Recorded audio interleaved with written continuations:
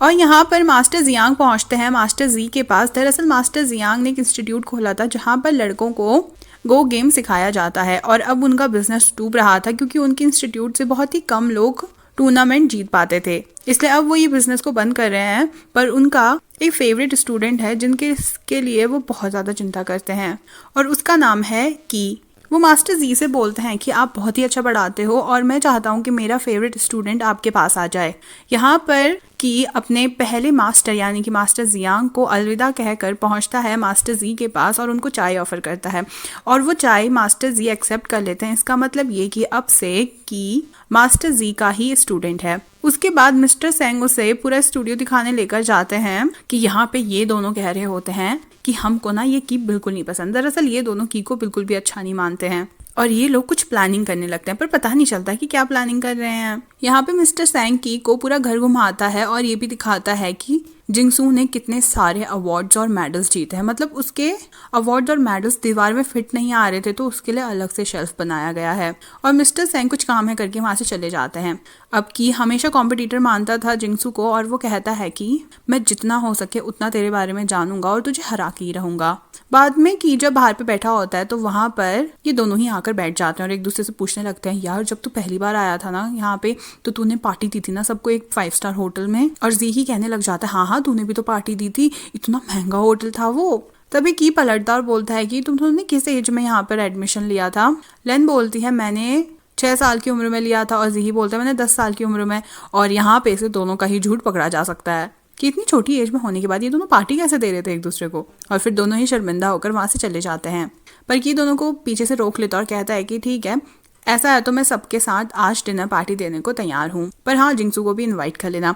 अब सब लोग डिनर करने बैठते हैं और की जिंगसू के बारे में पूछता है तो मास्टर जी बोलते हैं कि वो बहुत ही कम हम लोगों के साथ आता है और वो थोड़ा अपने में ही रहने वाला टाइप का इंसान है। और की ये पूछता है कि अचानक से उन्होंने आपका इंस्टीट्यूट छोड़कर अलग से खेलना क्यों शुरू किया। तो मास्टर जी बोलते हैं कि दरअसल जिंगसू इतना ज़्यादा घुस गया था ना गेम में, उसकी कोई पर्सनल लाइफ थी ही नहीं, और मैं चाहता था कि वो बाहर की दुनिया भी देखे, अपने इमोशंस फील करे, अपनी लाइफ को एंजॉय करे, इसीलिए मैंने उसे फ्री छोड़ दिया। एक तरह से मैंने उसे असाइनमेंट देते हैं कि वो अपनी लाइफ को समझे। और फिर सारे लोग मिलकर ड्रिंक करने लग जाते हैं। यहाँ पे जब ये अपने बॉस के पास पहुंचती है तो वो बताते हैं कि ऊपर से मुझे ऑर्डर आया है कि ये जो नया शो होने वाला है वो तुम अकेले होस्ट नहीं करोगी, तुम्हारे साथ लीसा भी होस्ट करेगी। जिसे सुनी को काफी बुरा लगता है और वो अपने बॉस को वहां से सुनाकर चल देती है और सारा का सारा गुस्सा निकाल रही होती है पंचिंग बैग में। उसका मूड इतना खराब होता है कि वो घर भी बिल्कुल ऐसे उतरे मुंह के साथ जाती है। सियाओ उसे अच्छा फील कराने की कोशिश करती है, उसके पापा भी उससे बात करते हैं पर उसको अच्छा फील नहीं हो रहा होता है। अंदर जाती है और उसको इतना दुख हुआ होता है कि उसको अपना शो किसी के साथ शेयर करना पड़ा, वो भी उसके साथ जिसने उसकी बहन के साथ इतना बुरा किया था, और वो काफी ज्यादा रोने लगती है। अब दूसरा दिन होता है शूट का जहाँ पर सियाओ भी हेल्प कर रही होती है, वो भी एक क्रू मेंबर होती है। वहाँ पे एक बहुत ही फेमस गो प्लेयर आया होता है और वो सियाओ को देखकर एकदम से पहचान के बोलता है, अरे तुम सियाओ हो ना, मैं तुम्हें जानता हूँ। सियाओ तो काफी खुश हो जाती है, अरे मैं तो बड़ी फेमस हूँ। पर वो कहने लगता है तुम्हारा तो चक्कर वो जिंगसू के साथ चल रहा है ना, तुम उसकी गर्लफ्रेंड हो ना। और वो कहती है नहीं ऐसा कुछ भी नहीं है, वो सारी चीजें अफवाहें हैं। पर वो प्लेयर इतना ज्यादा उकसा रहा होता है सियाओ को कि वो कह ही पड़ती है, हाँ हाँ वो ना मेरा एक्स बॉयफ्रेंड है, हमारा ना ब्रेकअप हो चुका है। और इतना कहते ही मैसेज आने लगता है सियाओ को, वो भी जिंगसू का, कि एक्स बॉयफ्रेंड, मैं तुम्हारा एक्स बॉयफ्रेंड हूँ। और ब्रेकअप का क्या मतलब होता है, ये कब हुआ हमारे बीच में। और सियाओ सोच रही होती है कि मैं बता तो ही नहीं रही हूँ, फिर ये जिंगसू को कैसे पता चल जा रहा है। कि इतने में ही सामने पे प्रकट हो जाता है जिंगसू, क्योंकि वो ऑलरेडी उस रूम पे पहले से ही मौजूद था। बेचारी सियाओ की तो हालत ही खराब हो जाती है और वो काफी ज्यादा शर्मिंदा होती है। शो स्टार्ट होने से पहले सियाओ जाकर जू से बात करती है और बोलती है कि मेरी बड़ी बहन ना बहुत ही ज्यादा गुस्सा है कि उसको किसी लीसा जैसी लड़की के साथ शेयर करना पड़ा अपना शो। जू कहता है कोई प्रॉब्लम है, मैं उससे बात करना चाहता हूँ, पर वो करने को तैयार ही नहीं है। और इधर भी जिंगसू भी एंट्री करता है बैक स्टेज पे, तो वो इन दोनों को साथ देखता है। उसका मूड काफी ज्यादा खराब हो जाता है, उसे अच्छा नहीं लग रहा होता है कि सियाओ इतने करीब है जू के। और यहाँ पे शो शुरू होता है और लीसा उसे होस्ट कर रही होती है। सामने 2 जज बैठे होते हैं और जो कंपटीशन होता है लोगों का वो और किसी के साथ नहीं बल्कि रोबोट के साथ होता है। और ऑडियंस में लेन और जीही भी बैठे होते हैं जो कि जिंगसू को सपोर्ट करने आए होते हैं। अब पहला गेम जो होता है वो ये होता है कि रोबोट और एक इंसान के सामने 2 वीडियो चलाई जाएंगी और जो सबसे पहले कमियां निकाल पाएगा कि दोनों ये वीडियो कैसे अलग हैं वो जीत जाएगा। और यहाँ पे जो एक लड़का होता है इमेज एक्सपर्ट, वो कंटेस्टेंट होता है, पर लास्ट में रोबोट ही जीत जाता है और वो हार जाता है। दूसरी कंटेस्टेंट होती है जो कि आवाज पहचानने में एक्सपर्ट होती है। अब उसको बहुत सारे लोगों की आवाज़ सुनाई जाती है और उसको पहचानना होता है कौन सी आवाज़ किसकी है, और वो भी टाइम लिमिट के अंदर। अब वो करती तो रोबोट से कम टाइम पे है ख़त्म अपना टास्क, पर उसे एक छोटी सी मिस्टेक हो जाती है और वो भी रोबोट से हार जाती है। और अब बारी आती है जिंगसू की। यहाँ पर जू कहता है सियाओ से कि चलो हम ना स्टेज के पास जाकर जिंगसू का परफॉर्मेंस देखेंगे। और यहाँ पे सियाओ बिल्कुल जोश में कहती है ऑल द बेस्ट जिंगसू से इशारों में। जिंगसू स्टेज पे पहुंचता है और उसको टास्क दिया जाता है कि उसको बहुत सारे लोग और उनके फिंगरप्रिंट्स दिखाए जाएंगे और जिंगसू को उनके सही फिंगरप्रिंट से मैच करना होगा। अब ये टास्क हो जाता है स्टार्ट और टाइम अप होते ही उसने सारे आंसर बिल्कुल सही दिए होते हैं और रोबोट और जिंगसू के बीच में टाई हो चुका होता है। मतलब जिंगसू का दिमाग बिल्कुल रोबोट के जितना तेज चलता है, पर टाई होने के कारण अब दूसरा कंपटीशन भी उसे करना होगा। और ये सुन जिंगसू बिल्कुल तैयार हो जाता है कि हाँ मैं करूंगा। इतने में ही लीसा बुलाती है सियाओ को स्टेज में और सियाओ को समझ ही नहीं आ रहा होता है कि उसे स्टेज में क्यों बुलाया जा रहा है, फिर भी उसे जाना ही पड़ता है। लीसा कहने लग जाती है कि ये अफवाहें फैल रही है कि हमारी जो क्रू मेंबर है उसका काफ़ी पर्सनल रिलेशन है जिंगसू के साथ। अगर जिंगसू हमारी क्रू मेंबर सियाओ को इतनी अच्छे से जानता है तो वो उसका फिंगरप्रिंट भी जानता होगा। तो हम जिंगसू को बहुत सारे लोगों का फिंगरप्रिंट दिखाएंगे और उसे पहचानना होगा कि सियाओ का फिंगरप्रिंट कौन सा है। और फिर उसके बाद सियाओ चली जाती है स्टेज से बाहर। जू से बताता है कि इससे ना हमारे शो की पॉपुलैरिटी और बढ़ जाएगी, इसीलिए मैंने ये किया था। और फिर वो सियाओ का हाथ देख के कहने लग जाता है ऐसा क्या स्पेशल है तेरे हाथ में, हाँ मुझे तो सिर्फ 5 उंगलियां दिख रही हैं। और दोनों को स्माइल करता हुआ देख जिंगसू बहुत ही ज्यादा जल रहा होता है। और अब कंपटीशन हो जाता है शुरू और जिंगसू उन फिंगरप्रिंट्स के वर्ल्ड में बिल्कुल घुस सा जाता है सियाओ का फिंगरप्रिंट ढूंढने के लिए। और वहां पर उसको सियाओ दिखती है और वो आंसर दे देता है। पता चलता है कि उसने 1 सेकंड पहले आंसर दिया है रोबोट से और वो रोबोट तक को हरा देता है। इसके बाद चारों बाहर निकलते हैं और जिंगसू कहता है कि मैं सियाओ को घर छोड़ देता हूँ और तू लन को घर छोड़ देना। वो सियाओ के साथ जाकर बैठकर खाने लगता है और सियाओ कहती है मैं ना आपसे बहुत ज़्यादा इम्प्रेस्ड हूँ, आज आपने आज इंसानों की नाक बचा ली रोबोट को हरा के। और फिर जिंगसू से चिढ़ाने लगता है कि अरे तुम्हारा एक्स बॉयफ्रेंड ना उतना भी बुरा नहीं है। तो सियाओ कहती है मैं ना कुछ भी बक देती हूँ, मुझे समझ ही नहीं आ रहा होता है कि मैं उस समय क्या बोल रही हूँ। ये मेरी फ्रैंकनेस की वजह से ना किसी दिन ना मैं पक्का फंसी जाऊंगी किसी चीज़ में। आज से जब भी मुझसे कोई पूछेगा ना हमारे बारे में तो मैं उन्हें बोल दूंगी कि हम केवल फ्रेंड्स हैं। तो जिंगसू कहता है केवल फ्रेंड्स का क्या मतलब। तो सियाओ कहने लगती है सारे लोग मुझे दोस्त बोलते हैं, तो दोस्त काफ़ी कॉमन होता है ना। जिंगसू कहने लग जाता है जब मैं 6 साल का था तब से ही मैं अपने मास्टर के साथ उनके इंस्टीट्यूट में रहा करता था। मेरे बचपन में 2 दोस्त हुआ करते थे पर मेरे अनाथ होने के बाद मेरा कोई भी दोस्त नहीं था, सिर्फ सीनियर या जूनियर्स थे मेरे इंस्टीट्यूट में। और उसके बाद तुम ही मेरी सबसे पहली दोस्त हो, तो मैं एक तरह से कह सकता हूँ कि तुम मेरे लिए बहुत ही ज़्यादा स्पेशल हो। ये सुन के सियाओ इमोशनल हो जाती है और बोलती है कि आज तक का कभी मुझे ये नहीं लगा था कि एक फ्रेंड शब्द इतना ज़्यादा भारी हो सकता है किसी के लिए। आज से आप भी मेरे लिए बहुत ही स्पेशल फ्रेंड हो।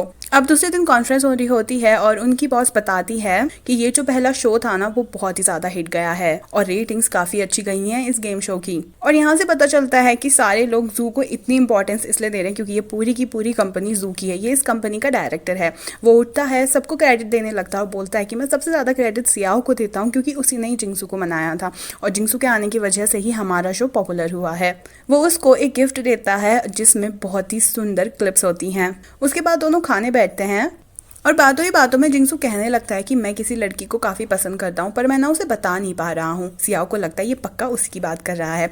वो बोलती है क्या पता वो लड़की भी तुझे पसंद करती हो तो तुम ना उसे कन्फेस कर दो। जू कहने लगता है नहीं वो ना मेरी बहुत अच्छी दोस्त है और अभी मैं उसके साथ भी हूँ एज अ दोस्त, तो जब भी मैं कभी दुखी होता हूँ तो मैं अकेला नहीं होता हूँ, पर अगर मैं उसे प्रपोज कर दूंगा तो वो मेरा रिजेक्ट प्रपोजल कर देगी और उसके बाद हम लोग दोस्त भी नहीं रहेंगे तो मैं अकेला रह जाऊंगा। यहाँ सियाओ मन ही मन सोच रही होती है अरे स्टूपिड मैं भी तुझे बहुत पसंद करती हूँ, बस तू कन्फेस कर दे, तू क्या चाहता है कि मैं तुझे पहले प्रपोज करूँ। और उसके बाद वो इसी सोच में घर जा रही होती कि उसके पापा बहुत ही फान फान के रो रहे होते हैं। उनके पास बैठ जाती, बोलती क्या हो गया। उसके पापा कहते हैं उसको चाकू मार दिया, उसकी बीवी ने उसे चाकू मार दिया। सियाओ कहती किसकी बीवी ने किसको चाकू मार दिया। उसके पापा कहते हैं ये नाटक में। और उसके पापा एशेस ऑफ लव ड्रामा देख रहे होते हैं। वो बोलने लगते हैं कि ये दोनों एक दूसरे को इतना पसंद करते थे फिर भी एक दूसरे को बता नहीं पाए और एंड तक का इनका प्यार अधूरा ही रह गया। अब ये बात का बहुत ही गहरा असर पड़ता है सियाओ पे क्योंकि उसकी कहानी भी कुछ ऐसी ही है।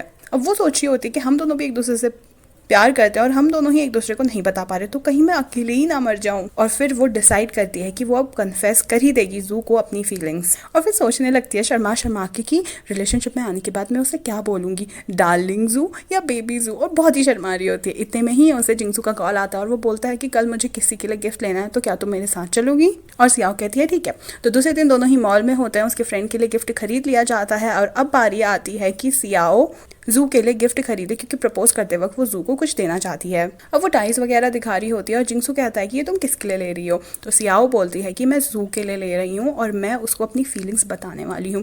ये सुनते ही मानो जिंगसू का दिल बहुत ही ज़्यादा टूट जाता है। अब जो भी चीज़ सियाओ उसे दिखा रही होती है, जिंगसू कहता है हाँ ठीक लग रही है, हाँ ठीक लग रही है। वो इतनी सारी चीज़ उसे दिखा देती है, पर उसका मूड काफ़ी ज़्यादा ऑफ होता है। एक पॉइंट तो ये आता है, वो बोलता है कि मुझे कुछ काम है तो मुझे जाना पड़ेगा।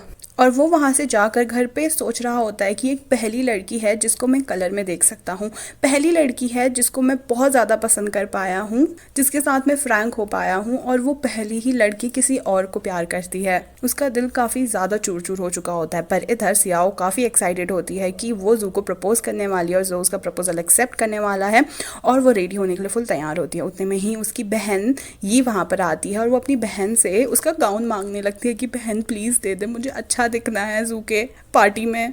और दूसरे दिन दोनों ही बहुत ही ब्यूटीफुली रेडी होकर पहुंचते हैं जू की पार्टी में। जब जू इन दोनों को दिखता है तो वो देखता ही रह जाता है और वो सियाओ की अलग से तारीफ करता है कि ये छोटी सी ब्यूटीफुल सी लड़की कौन है, और सियाओ बहुत ही शर्मा रही होती है। वहीं इधर जिंगसू पहुंचता है सियाओ के पापा के रेस्टोरेंट में, और उसके पापा अभी भी एशेस ऑफ लव ड्रामा में डूब रखे होते हैं। वो उसके लिए टी बनाकर लाते हैं और टी कप्स देखकर वो पूछता है कि क्या ये टी कप सियाओ ने लिए हैं। तो उसका पापा बताता है नहीं नहीं, ये मेरी बड़ी बेटी ही ने लिए हैं। और जब वो सोशल मीडिया में देखता है तो जू ने भी अपने सोशल मीडिया में सेम टाइप के टी कप्स खरीदे होते हैं। और सोशल मीडिया में बहुत सारा रिसर्च करने के बाद उसे ये पता चलता है कि जू असलियत में सियाओ को नहीं बल्कि उसकी बड़ी बहन यी को पसंद करता है। और फिर वो वहाँ से जल्द निकलना चाहता है ताकि सियाओ की बेइज्जती ना हो जाए, उसकी फीलिंग्स का मजाक ना बन जाए। पर यहाँ पर लग जाता है जाम।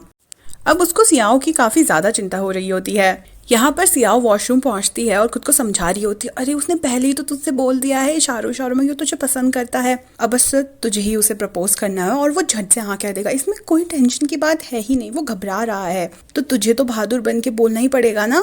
चल के बोल देते हैं हमारी दिल की फीलिंग्स। और वो बाहर जाती है, अपने दोस्त के हाथ से वाइन का गिलास लेती है और पूरा गटक जाती है ताकि उसे हिम्मत आ जाए। वो स्टेज में चढ़ जाती है और बोलने लगती है कि मैंने अभी अभी अपनी दोस्त को कहा मैं एक कहानी सुनाना चाहती हूँ सारे लोगों को। मैं वैसे पोइटिक पर्सन नहीं हूँ, पर मुझे खाना खाना बहुत ज़्यादा पसंद है और बिल्कुल उसी की तरह ही मेरी फीलिंग्स भी हैं। मुझे लगता है मैं जितना इन फीलिंग्स को अपने अंदर रखूंगी उतना ही ये फीलिंग्स खराब हो जाएंगी। इसलिए आज मैं बोलना चाहती हूँ कि मैं तुम्हें बहुत पसंद करती हूँ और क्या तुम मेरे साथ रहना चाहोगे। और वो जू को देखकर ये सारी चीज़ें बोल रही होती है कि इतने में ही वहाँ पर जिंगसू आ जाता और कहता है कि हाँ मैं तुम्हारे साथ रहना चाहता हूँ। इससे पहले सियाओ को कुछ भी समझ आता वो उसके पास चले जाता है और उसे किस करने लगता है। सियाओ को तो समझ ही नहीं आ रहा होता कि वो ऐसा क्यों कर रहा है। और किस होने के बाद सियाओ उसे रोक रही होती है कि प्लीज़ ये बिगाड़ मत, चले जाए यहाँ से। पर जिंगसू उसका हाथ पकड़कर उसे बाहर लेकर जाता है। वो रोकर बोलने लगती है कि क्यों ये सारी चीज़ें बिगाड़ी, पता है ना तुम्हें मैं कितनी हिम्मत से जू को प्रपोज कर रही हूँ और तुमने सारी चीज़ें आके ख़राब कर दी। जिंगसू कुछ नहीं बोलता पर उसे पलटा देता है और वो शीशे से देख सकती है कि जू तो प्रपोज कर रहा है उसकी बड़ी बहन यी को, जिसे देख सियाओ के आंसू रुकना बंद ही नहीं रहे होते हैं। वो बस बहते ही जा रहे होते हैं जैसे उसकी फीलिंग्स अब बह चुकी हैं। वो बहुत ही ज़्यादा दुखी होती है। जिंगसू उसके आंखें बंद कर लेता है पर वो उसके हाथ हटा देती है और ये चीज़ देखकर उसे काफ़ी दुख हो रहा होता है कि उसका पहला प्यार उसे नहीं बल्कि उसकी बड़ी बहन को पसंद करता है। वो अपनी बड़ी बहन पे भी गुस्सा नहीं कर सकती क्योंकि उसकी तो कोई गलती ही नहीं है। और जिंगसू उसे गले लगा लेता है। वो बहुत रोती है और कहती है कि प्लीज़ मुझे यहाँ से ले चलो कहीं दूर। और वो लोग टैक्सी में बैठे होते हैं और टैक्सी वाला कहता है कि मैं ऐसे रात भर तो घूम नहीं सकता, आप मुझे बता सकते हो कि हमें कहाँ जाना है। तो सियाओ कहती है मुझे बहुत भूख लग रही है और जिंगसू उसको लेकर जाता है अपने घर। सियाओ कहती है पर यहाँ पर क्यों। जिंगसू कहता है मुझे समझ नहीं आया कि मैं तुम्हें कौन सी जगह लेकर जा सकता हूँ जहाँ पे मैं तुम्हारे लिए खाना कुक कर सकूँ, इसलिए मैं यहाँ पे ले आया। और वहाँ जाकर सियाओ ही खाना कुक करने लगती है। जिंगसू कहता है पक्का तुम ठीक हो ना, तुम खाना कुक कर सकती हो ना। सियाओ कहने लगती है कि जब किसी का दिल टूटता है, उसे दुखी फील होता है, कोई लोग जॉगिंग पे जाते हैं, कोई लोग बुक पढ़ते हैं, कोई लोग म्यूज़िक सुनते हैं, पर जब मैं कुकिंग करती हूँ, सब्जियाँ धोती हूँ, मसाले डालती हूँ, उस समय मेरा दिमाग बिल्कुल ब्लैंक होता है, तो मैं दुख भूल जाती हूँ। वो खाना बनाने लगती है और उसके बाद टेबल लगाकर बोलती है चलो खाते हैं। तो जिंगसू कहता है क्या तुम्हें अच्छा फील हो रहा है? सियाओ आंखों में आंसू भर के कहते हैं कि नहीं, अभी भी मैं बहुत ही दुख फील कर रही हूँ। क्या तुम्हारे पास वाइन है? और वो खूब सारी वाइन पीती है। यहाँ पर जिंगसू वाइन डालते जा रहा होता है और सियाओ वाइन पीती जा रही होती है कि इतने में ही उसे कॉल आता है उसकी बड़ी बहन का, और वो पूछती है कि तूने तो कहा था तेरे और जिंगसू के बीच में कुछ नहीं चल रहा, फिर आज जो तूने सबके सामने प्रपोज किया और जिंगसू ने जो हरकत की वो क्या था? सियाओ कहने लगती है अभी इस बारे में बात नहीं करे। तो उसकी बहन कहती है अभी भी तू जिंगसू के साथ है ना, तो जल्द से जल्द घर वापस आ जाना। और फिर वो फ़ोन काट देती है। सियाओ यहाँ पे काफ़ी दुखी होती है और कहने लगती है मेरी बहन हमेशा मुझे प्रोटेक्ट करती है, मुझे हमेशा उन लोगों से बचाती है जो मुझे परेशान करना चाहते हैं। वो खूबसूरत है, इंटेलिजेंट है और वो बहुत ही ज़्यादा अच्छी है पढ़ाई में। ऑफकोर्स जो जू है उसके लिए परफेक्ट मैच है मेरी बड़ी बहन, मैं तो उसके कहीं भी आजू बाजू नहीं हूँ। और यहीं पे इस पार्ट का एंड हो जाता है।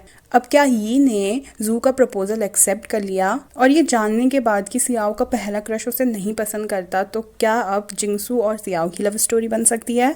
जानने के लिए अगर आप भी एक्साइटेड हैं तो जल्द से जल्द इस चैनल को सब्सक्राइब कर लीजिए, ताकि जब नई वीडियो आए ना तो आप उसको बिल्कुल भी मिस ना करें। Thank you so much for watching, bye bye.